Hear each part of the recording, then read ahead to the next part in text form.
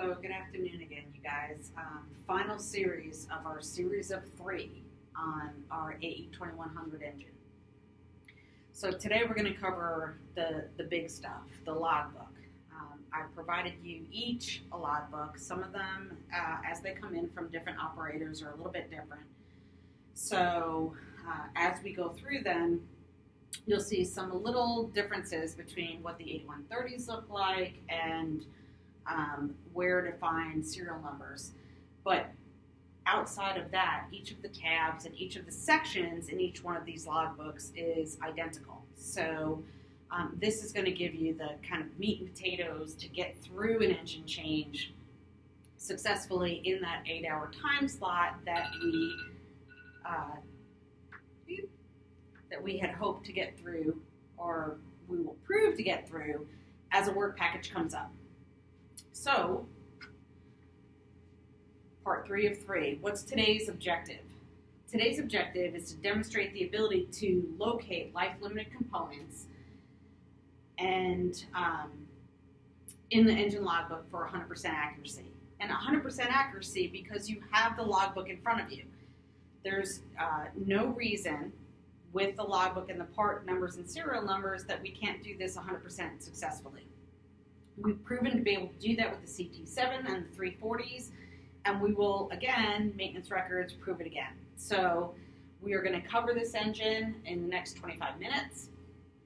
If you have any questions, if you could just hold them to the end, because I believe that as we progress through the modules and through the engine logbook, it'll answer all the questions that have come up in the office over the last, several weeks, several months, and then there's not going to be much to answer at the end of the training today. So, looking at the logbooks, you guys all have them in front. So the very first page, and I've got one in front, so I'm going to walk through with you the logbook, is the 8130. So the 8130, you're very familiar with. They're on every single life-limited part that we receive. And the 8130, for an engine by itself is an unconditioned part. So there's not, the 8130 is always going to say repaired, repaired, repaired. But on this 8130, it's going to give you what was done at shop visit. And when an outside operator, a vendor, an auditor, or chief inspector, director of maintenance says, hey, when was last shop visit? What happened at last shop visit? This is the one piece of paper that matters to us most, the 8130. So I've gone through every single logbook on every single engine on the entire fleet. And for the most part, they're equally the same. There are 1 or 2 logbooks that are a little bit different, but they all hold the same information. And that information is what service bulletins, what ADs, airworthiness directives, and what the actual module part numbers and serial numbers, as well as their time is. So we covered in week 2, session 2, what the modules are, what the intervals, the children and the grandchildren are on those modules. And many times when the part goes out, the engine goes out, and it comes back and it does a module change, which is why we have the organizational chart set up the way it's set up, and the software tracking system COM set up the way we have it set up, is because when it goes out, they do some sort of modification. And you're, again, familiar with this already. So the modifications are done, and when a modification is done to any part, they change the part number. So the serial number is going to be the same, but the part number is going to be different. And so we're going to cover this when we get through all the tabs in this book today, but the part number that changes is only going to be reflected on this 8130. So that's important. The service bulletins are important. The date, of course, of the repair on the engine when last shop visit is important. And any modification that is done to a particular subcomponent of the engine is going to be important, and that's only going to be reflected in the 8130. They're not going to change the part number in the logbook itself. So this is the very first thing you look at. So looking at the 8130, I've done a kind of a zoom in on what's important. So what's important is, so what do we see here? We see the modules. We see what we already talked about in session 2, the PGB, prop gearbox, the GMAD, the power section, the compressor rotor, and the GG, the gas generator rotor. So we see all of those, part number, serial numbers, time since, cycle since. And then in addition, what's fabulous about these 8130s on these engines, which we never got from the CT7s, is it gives us the subs, the subcomponents of the power section, which we talked about in session 2. Those are the light blue in that organizational chart that you all have in front of you, right? Those are the subs of the subs that we had to kind of put in a weird way in our tracking system, in our software. So that's our PT, our power, our PT rotor, our PUAD, and our torque meter. And so those are our unconditioned parts that we want that total time. So if you kind of are not sure, how do I do an unconditioned part, those torque meters, that weird stuff that doesn't have those subs, the 8130, when it comes back from shop, is going to give us that total time and the cycles from new. So that is one of the, if not the most important part on the 8130. The second screenshot, or zoom in, on the same 8130 is this little section says the following service bulletin embodied, or ADs, but service bulletins are embodied in this engine service shop visit. So that's relevant because, as again, you know that airworthiness directives are many times reflected in a service bulletin. So a service bulletin's issued and it says, hey, this manufacturer says, you need to look at this because trend analysis tells us that there's an issue here. And then the FAA comes in and says, oh yeah, there's an issue and we're going to make it airworthy. It's an airworthiness directive. So many times an airworthiness directive has to be complied with via the service bulletin. So it'll be AD yada yada, has to be complied with via service bulletin A72193. And this is very particular to this engine. This is an example of this engine. And there's not very many on this engine. It's far easier than some of the things we had to deal with the CT7, believe it or not. So when looking at the 8130, you want to make sure you're looking at the modules, the sub-assemblies, and any service bulletins or ADs that are complied with on that 8130. So this one piece of paper has a lot of information that's relevant. So now, today, we're going through what is in the logbook, what is relevant, what do we need to look at when an engine change happens, and how do we know something happened in there that we have to move or track separately. So there's many sections. Let's see. So the first section is the 8130, which is that first single sheet of paper. We've got engine records, engine service records, engine assembly records, modifications, inspections, and we're going to go through each one of these individually. But this first screenshot, or this first slide, these are just a, do you want to know, very good information, a good overview for a records entry data person. You want to be able to know, okay, what is in that section? And we're going to cover what is in that section. And there's very little in these sections. The next section are the tabs that really have information that we're going to have to track. These are where the modules are. Well, that's why the modules was the second training, because that is where the life-limited parts are on this engine. So you're going to have the modules, the prop gearbox, the GMAD, the power section, torque meter, PUAD, everything we discussed in session 2.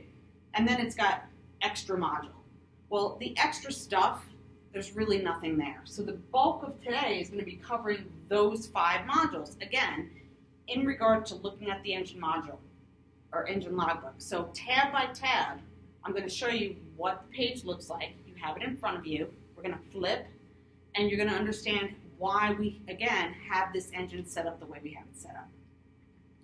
So, first, our first tab, engine service records. So if you guys can flip to that tab. Okay. So when you flip to that tab, the first thing on this is, Okay, what's the service record? Well, the service record is not really service, it's where did the engine go?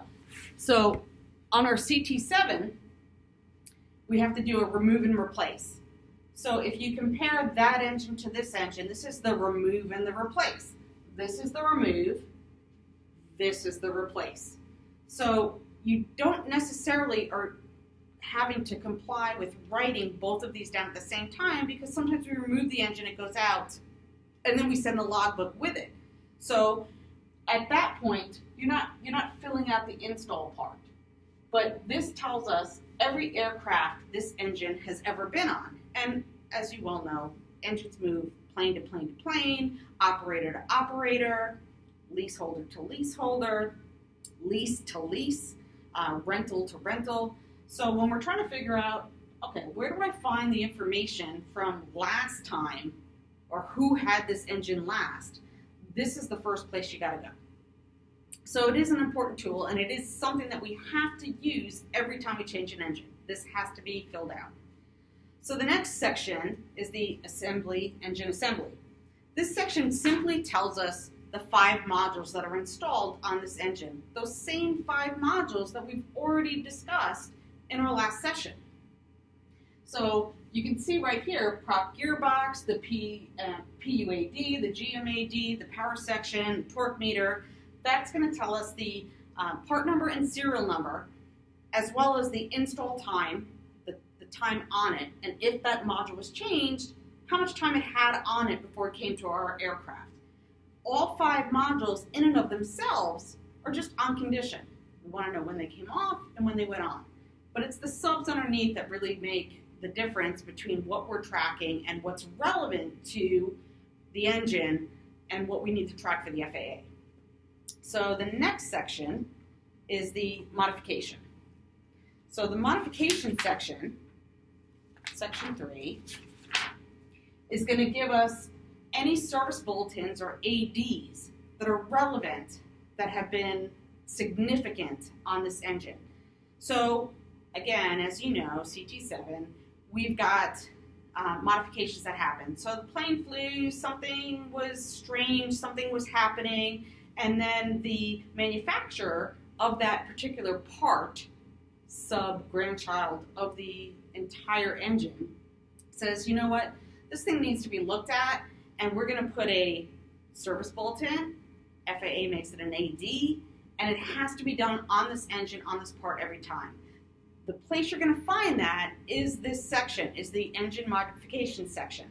So on this particular engine, there's an AD, and the only one that we're tracking at this time is 991709. 991709 is relevant because it also has one of those in accordance with IAW, a service bulletin. So the service bulletin, which I screenshotted here, the service bulletin is A72193. So anytime 991709 is complied with, service bulletin A72193 must be complied with also. And you're going to find that in that section. And they should be right underneath each other. So if we go back, you can see one underneath the other, 991709, and then you'll see the right underneath it, where I highlighted in red, the service bulletin was complied with. If there's not both, and it's tracked in COM, there's comments in there that says AD must be complied with in accordance with IAW, service bulletin 72, and if that's not in there, then red flag, raise your hand, gotta ask a question, Miss Danielle, what's going on? And we go from there. So the next section, and that's the only one on this particular engine. So that's what you're looking for when it comes back from shop. So the next section is the modifications, which we've already talked about, and then the modules. Okay, so when we get to the modules, again, this is the most important part. Excuse me. First module, so we covered this at our last session. We understand that there's not 9 modules. There's 5 with 4 subs of the power section. So when we look at this, the first tab is your prop gearbox tab, okay? So your prop gearbox tab, number 1, is only going to have the one limit that we've already discussed as an hour limit. It's a 20,000 hour limit. That's your prop flange adapter. So that's going to be the only one on the page that is relevant for you to track. That's not something that we change often. It's not something that is normally in a shop visit. However, if you're setting up an engine or trying to find out what the total time is on that part, you're going to need to go to this section. So the next section is the GMAD. So next tab, flip.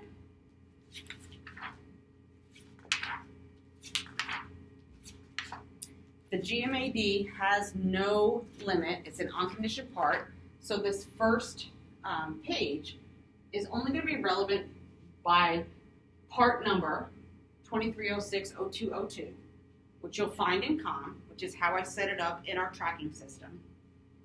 But there's not going to be anything else relevant as far as limitations. Like you can see, there's no limitations. And these are pages right out of what you're looking at in the logbook.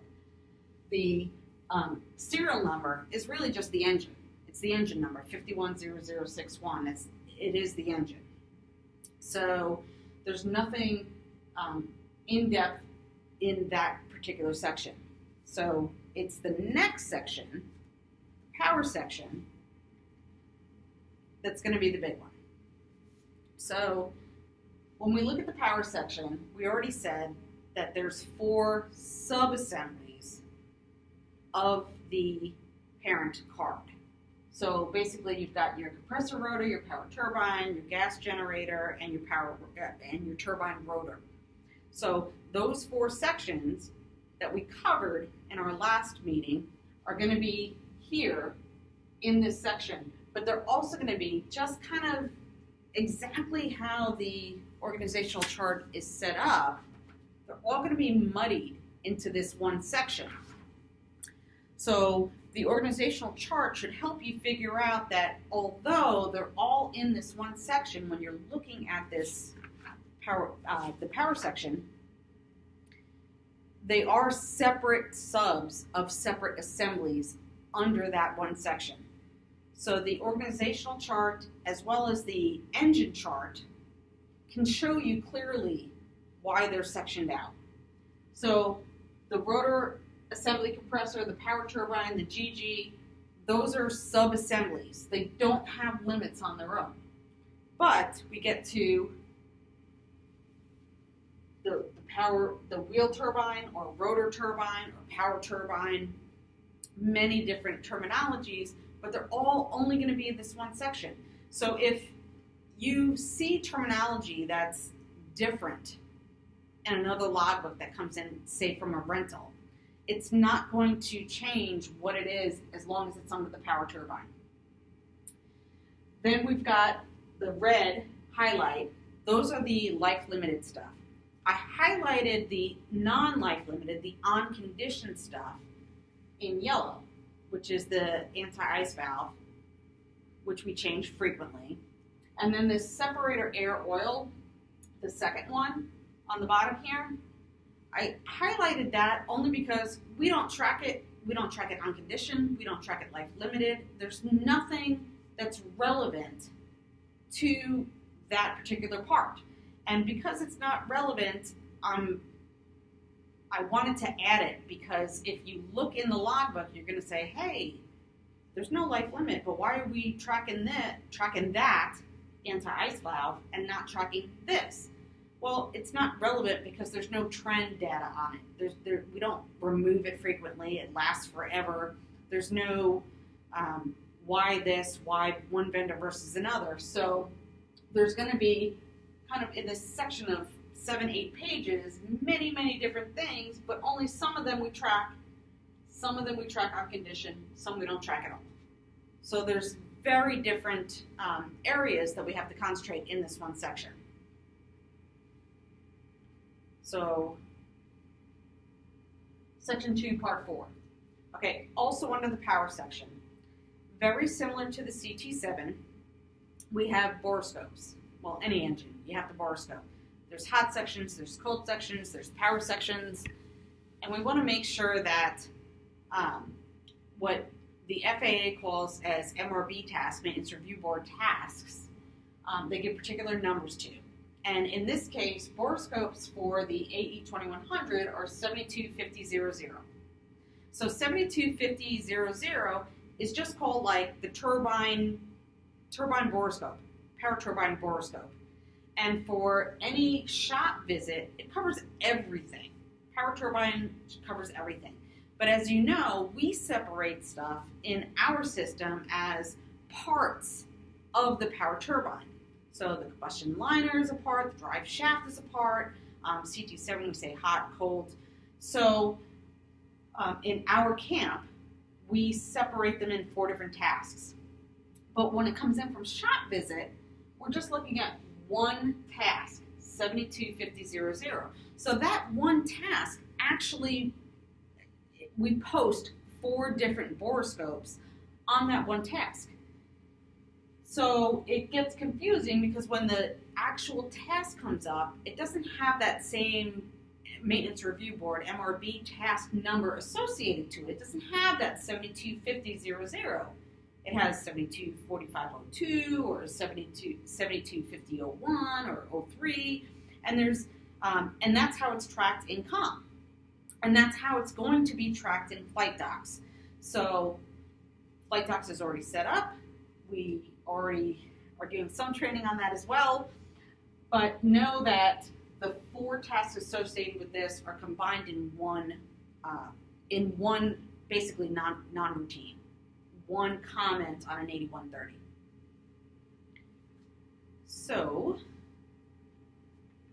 that's where you find the borescopes. So then we go to the torque meter. And the torque meter has it's an unconditioned part. It has no subs that we track, nothing on condition, nothing there, but we do track the subassembly as a component, as a subcomponent of the engine. Part number, serial number, and again, my highlight there just has the module serial number.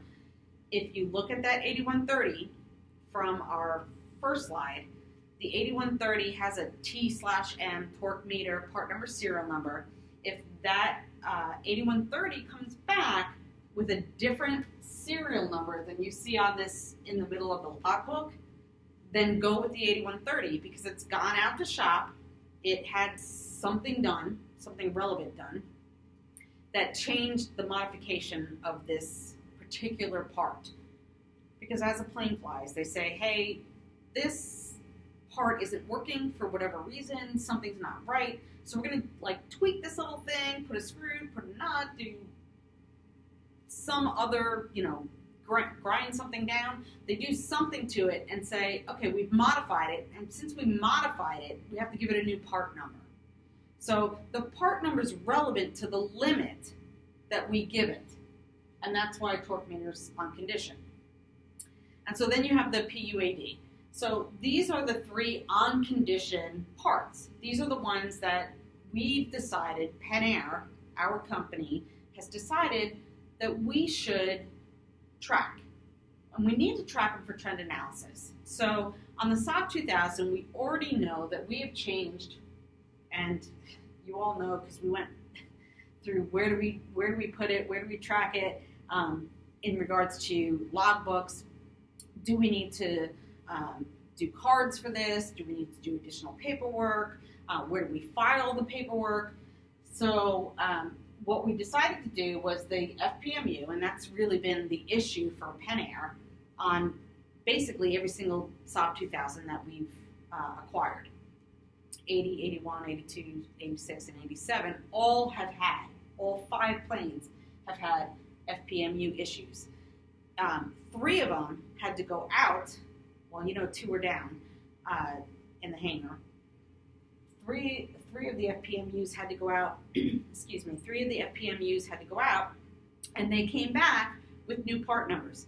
So what you have to look at here is the part numbers that came back didn't come with an 8130 in this case, because it's one of these one-off, one of these crazy things where the manufacturer, the vendor, shop, in this case worldwide, said, hey, it's an unconditioned part. We don't need to provide you that 8130, that form that tells you that we did something to it, because it's unconditioned. So there's nothing you really need to know other than keep tracking it.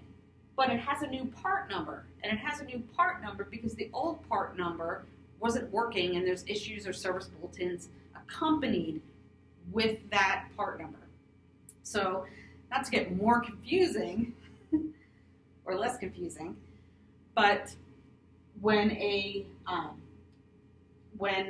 8130 comes back, or an engine comes back that you know has had something changed due to trend analysis, like this FPMU, you, again, red flag, hands up, because although they're not required, they, the vendor, or the FAA doesn't require, if we get audited and someone says, well, wait a minute, that part number has a limit or was failing, and how do you not have a limit on yours? Well, the part number was changed because it was modified, but we don't have the 8130 to prove it. So at that point, it's kind of that area in aviation where the right hand doesn't talk to the left hand. And so it's our job, and really records. It's maintenance records. It's not the mechanics or the chief inspector or the director of maintenance that says, hey, you need to send this back. It's our job, maintenance records, to say, hey, this plane is not flying. We're not releasing the plane because you have not provided us, maintenance records, the appropriate documentation to tell us that this is a serviceable, airworthy part. And so really, when it comes down to it, maintenance records decides whether the plane flies or doesn't fly, which is a huge, huge, huge responsibility for us, and I understand that. So again, anytime you have an issue with, I'm not really quite sure, this is kind of a gray area, hands up, red flag, and then we just turn it back. We QTB it, we pink slip it, right? That's why we did the pink slips. We put the pink slips in because, hey, we throw it back down and we say, this is not good and we're not releasing the plane. So if you guys fly it, we're going to keep it negative until you prove to us, because the plane doesn't fly unless the piece of paper says it flies, right? Unless we have the actual documentation to say that everything on it is airworthy, and that's our responsibility. So then we have the Rolls-Royce, the modules and intervals form. So this is the form I gave you week 1 and week 2. And this form tells us part numbers and serial numbers. So you can see this is just kind of the top half. I broke it down with the same color code as the organizational chart. So top is the black 5 modules, the blue is the subs of the power section, and then I did each one and what falls underneath them. So the typical part numbers are going to be seen in this interval chart. So if you look here, like compressor 4th rotor, compressor 5th rotor, there's 2 part numbers. But that's not necessarily always the case. There could be 3, 4, 5. Next week somebody else could come up with a part number that has a different limit on it. So I've given you kind of this part number has this limit, this part number has this limit. So front, back. If you have a part number and it's not on this chart, then it has to be looked up. And that's when we get to the 5 and 6 of week 1, our first training of the 6 tools. And part of those 6 tools is the CAMP and the Rolls-Royce actual engine change manual or engine manual, which gives every part on creation. That's a whole nother training that we're going to get to because it's quite extensive and it'll be more than 2 hours, more than likely, but very easy to look up. These are the ones that we currently have in the fleet, and until an engine goes back out the shop, this is going to be very useful, and the only thing you have to worry about as of today and over the course of the next several weeks as we do some engine changes, which are coming up. I think we have 3 engine changes over the course of the next 30 days. So there'll have to be some significant changes. So